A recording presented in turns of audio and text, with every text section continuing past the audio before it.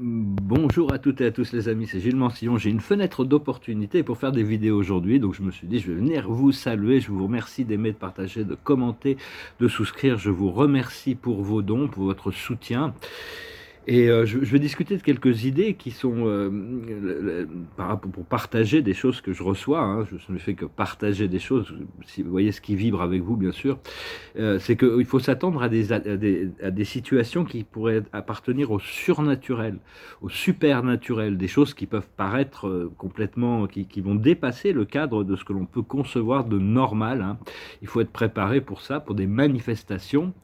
Et, euh, et donc, comme le Bouddha expliquait, hein, la plus grande richesse, c'est la paix de l'esprit, hein. Il n'y a pas de richesse plus importante. Ce qui n'est pas toujours facile parce qu'on doit toujours transmuter des choses qui nous viennent, hein, par rapport à notre conditionnement passé.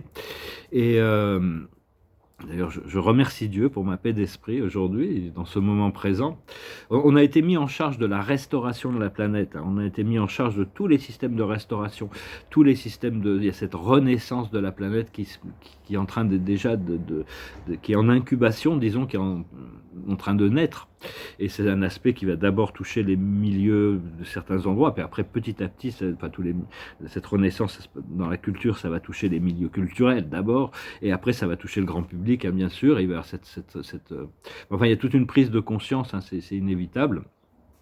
On doit s'aligner avec une vertu, un principe divin, peu importe quel est l'attribut divin à l'intérieur de nous qui est le plus. Ça peut être la bonté, ça peut être la compassion, ça peut être le courage, ça peut être toutes sortes de choses quel que soit c'est celle-là qu'on doit renforcer, et ça va renforcer toutes les autres, hein.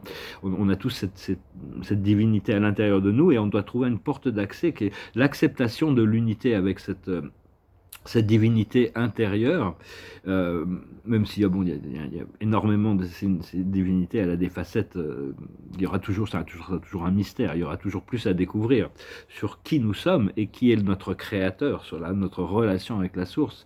Et enfin, c'est vraiment un choix personnel de travailler avec cette source.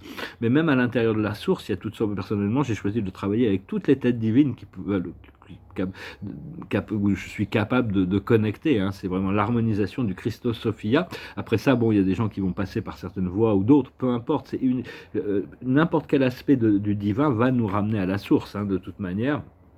Donc, peu importe les croyances ou la manière dont les gens choisissent, il y a la liberté d'expression, la liberté de choisir la voie une voie spirituelle ou religieuse ou quoi que ce soit. La liberté de culte est très importante. Et bien que, bon, bientôt on va pouvoir rentrer directement en contact de l'humanité grâce à ces flashs solaires, ce déplacement de notre système solaire à l'intérieur de la ceinture photonique, il va forcer une élévation de conscience, hein. C'est assez brutal. Moi, j'ai eu une autre, ma deuxième, là j'en ai eu une deuxième, une activation de Kundalini. J'ai cru que je mourrais, hein. Je me suis même évanoui à un moment donné pendant une seconde. L'esprit est venu me dire non, on ne meurt pas de ce genre d'expérience. Il n'y avait pas le choix. C'était très très très désagréable parce que bon, mon corps n'est pas pur, et l'activation du Kundalini m'a forcé, mais il n'y avait pas le choix. C'était à la base de la colonne vertébrale. Il y avait besoin de débloquer quelque chose. Enfin bon, j'ai survécu à ça, j'espère que j'en ai pas besoin de repasser par là. On est tous, enfin personnellement, bon, il y a beaucoup de gens qui servent le plan de la lumière, qui essaient de servir la planète, de servir les plans personnellement de Sananda, du maître ascensionné, Jésus, Joshua, hein.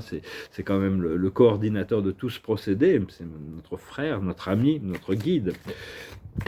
Mais il n'est pas un objet d'adoration comme on le fait, Dieu, la source, le Père universel, est un objet, pas un objet, mais un point éternel d'adoration. Mais le Christ est juste un pont qui nous permet, enfin juste, c'est ça, enfin, on écoute quand même, c'est quelqu'un qui... Appelez-le, vous verrez que sa présence est transformatrice et il a vraiment beaucoup de sagesse et d'amour à partager avec sa contrepartie féminine, les Magdeleines. Et donc, l'important, c'est d'essayer d'approcher n'importe quelle situation à travers le bon angle. Enfin, pour moi, hein, c'est d'avoir le bon angle de perception, le plus haut, quelle est la vision que mon moi supérieur veut que j'adopte, hein. Donc, il faut rester flexible. Et afin d'avoir de créer la plus prospère, prospère situation pour pouvoir dérouler certains, les plus hauts aboutissants aussi. Hein. Et donc, c'est important, nos émotions sont très importantes, on doit continuer à connecter avec nos émotions, connecter à comprendre nos émotions. Si on rejette nos émotions, les blocages vont continuer à se... On doit y faire face, hein, même si des fois, c'est pas toujours ce qu'il y a de plus agréable à faire. La réparation, hein, on va en tirer une deuxième, la réparation qui arrive, c'est le message dans la bouteille, donc continuez à envoyer vos prières. Soyez clair sur ce que vous demandez à l'univers. Chaque désir, chaque pensée est une prière, hein, on s'adresse à l'univers. Et donc on doit continuer à visionner, à voir un monde riche intérieurement et extérieurement, à travers l'amitié, les possibilités... Parce que ce que l'on est, c'est qu'on est une focalisation de l'esprit dans une projection holographique, dans une matrice dimensionnelle. Au plus on s'élève dans les dimensions, au moins il y a de dimensions, au plus c'est éthéré. Mais quand on est descendu ici, on est cette projection. Et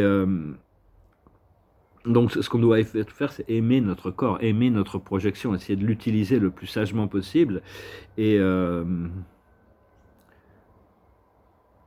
Enfin bon, ça c'est tous des leçons de vie qu'on est venu apprendre. J'espère que à la fin de cette vie-là, j'aurai appris au moins la moitié des choses que je suis venu apprendre avant de m'incarner, et que j'aurais exploré au moins la moitié des choses que j'ai voulu faire. Mon maître guide m'avait dit que je ferais beaucoup plus que tout ce que je pourrais rêver, que j'avais pu rêver avant dans cette incarnation. Enfin bon, pour le moment, je sais pas, je suis encore... Parce que bon, ce qu'on cherche, c'est prendre soin de sa fréquence. Hein. On n'a pas besoin d'apprendre plus. Enfin, personnellement, hein, je considère que j'ai pas besoin d'apprendre plus de choses. Je sais assez. Hein.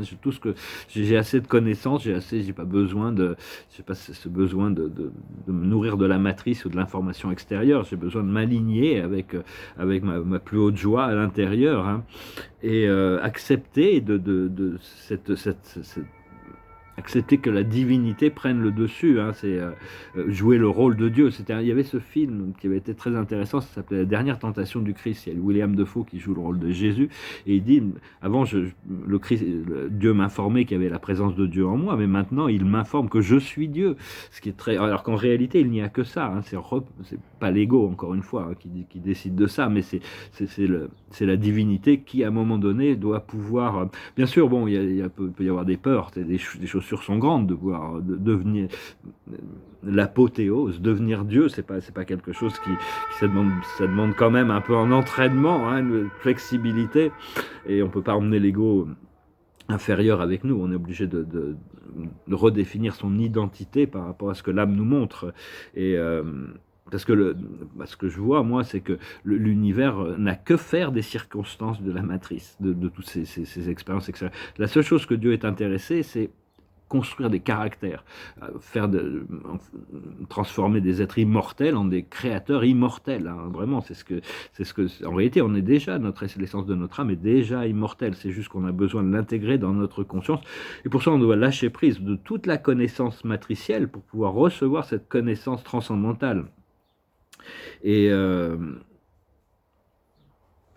Et ça veut dire être toujours, savoir que bon, il y a toujours essayer d'écouter ce que le ciel dit. Au début, on ne sait pas trop, on n'arrive pas trop à discerner au départ entre les voies du monde spirituel, les voies de l'ego, les entités astrales et tout ça. Mais au fur et à mesure, on devient plus clair, et ça devient plus clair. On peut recevoir cette guidance. Et savoir qu'on a ce ministre personnel, hein, Dieu, cette présence je suis, qui est un esprit pré-personnel, qui est l'esprit de Dieu, et on vit dans un univers résidentiel. L'univers résidentiel, en réalité, est beaucoup, beaucoup, beaucoup plus vaste que tout ce qu'on a pu nous imaginer. Il y a des milliers de milliards de planètes qui sont en évolution, et il y a des milliards de mondes célestes qui augmentent en fréquence au plus on se rapproche des centres, des grands centres spirituels. Et il y a l'univers central, hein, qui lui est éternel, l'univers de Dieu. Il a toujours été, il sera toujours, il est habité par 1 milliard de planètes qui sont habitées par des êtres parfaits. Ils ne sont pas en évolution, bien que la population de l'univers central est en train de changer, parce qu'il y a des avoneurs, ça s'appelle Avona, qui migrent vers l'intérieur, vers le paradis. Il y en a d'autres qui migrent vers le cosmos, vers l'extérieur. Et bien sûr, il y a le paradis au centre des choses. c'est la destinée ultime de toutes les personnalités, c'est le retour à la source, le retour au paradis. Et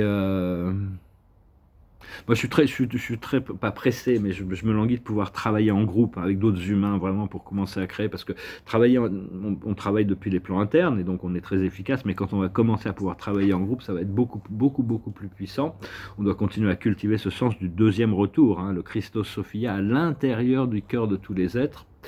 Euh, et des fois, je vois un problème dans le monde et alors je prie, je demande à Dieu de voir comment il peut résoudre ça. Mais je me prends conscience que Dieu est déjà complètement conscient de tous ces problèmes. Il avait peut-être juste besoin d'une conscience pour pouvoir commencer à intervenir dans une situation. Je sais pas, des fois, ça reste un mystère. Mais enfin, on fait ce qu'on garder vos pensées sereines, envoyer des bonnes pensées partout, hein, et savoir que le royaume de Dieu est suffisamment grand pour accommoder tous les êtres de l'univers et bien plus vaste encore, parce qu'il y a tous les êtres du futur, de l'univers maître, des univers transcendantaux du futur personne ne sait vraiment, mais au paradis, il y a juste une minuscule portion qui est habitée par des êtres ascensionnels, bien qu'il y ait le nombre, dans notre super univers, le nombre qui avait été évoqué, c'est un 10 puissance 128.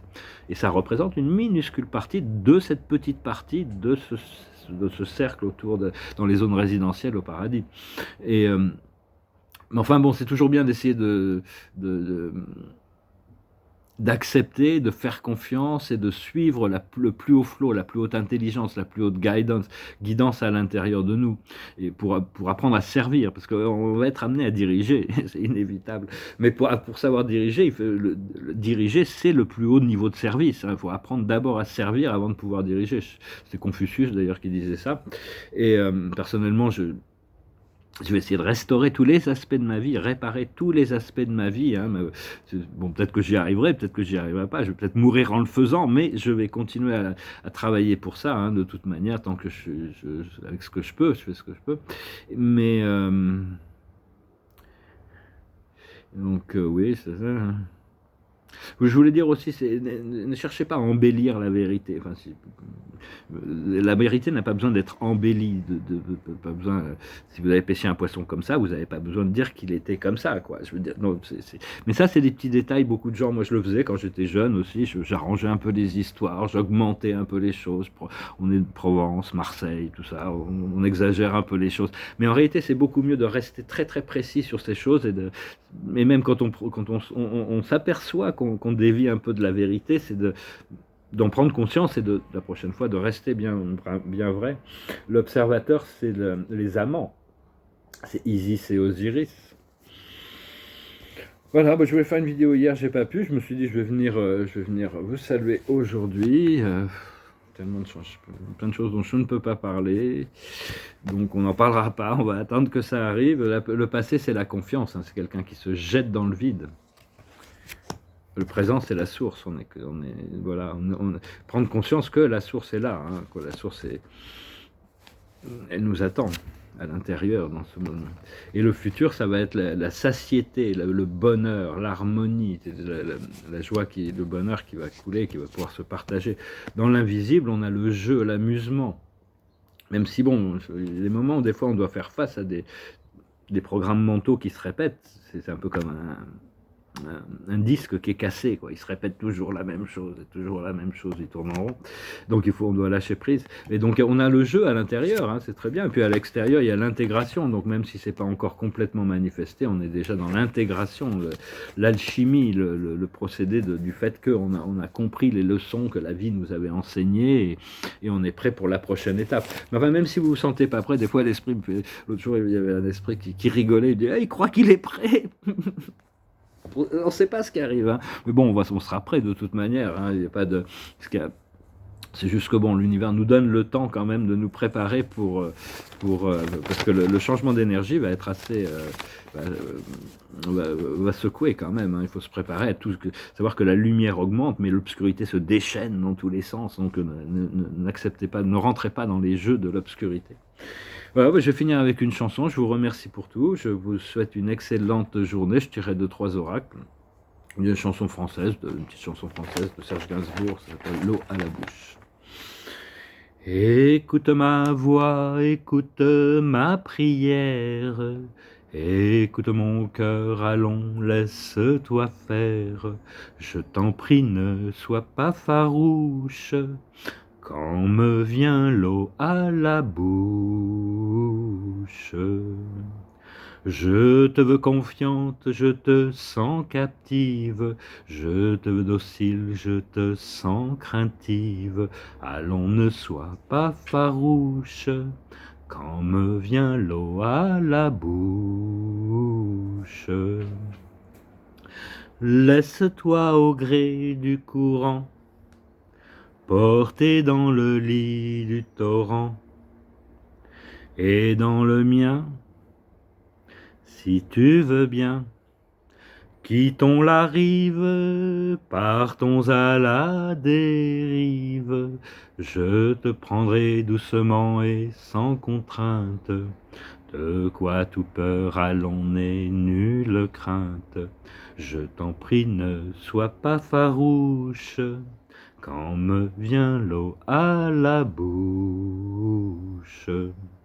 Cette nuit près de toi je viendrai m'étendre, oui je serai calme, je saurai t'attendre, et pour que tu ne t'effarouches, vois je ne prends que ta bouche. C'est la seule chanson française que j'avais là sous la main, donc ouais c'est une chanson un peu romantique, sentimentale, et donc je vais retirer quelques cartes. La romantique sentimentale, c'est un peu sur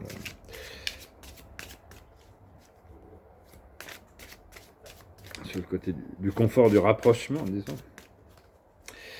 Et mais enfin, on doit enlever tous les cactus. Hein. Il y a cette chanson de Jacques Dutronc qui parlait des cactus. Il y a des cactus partout dans la société. On doit nommer, enfin, chacun fait ce qu'il veut, mais des cactus dans la maison, il faut éviter des cactus dans la maison. Il y en a déjà assez partout. La carte de la journée, c'est la sérénité.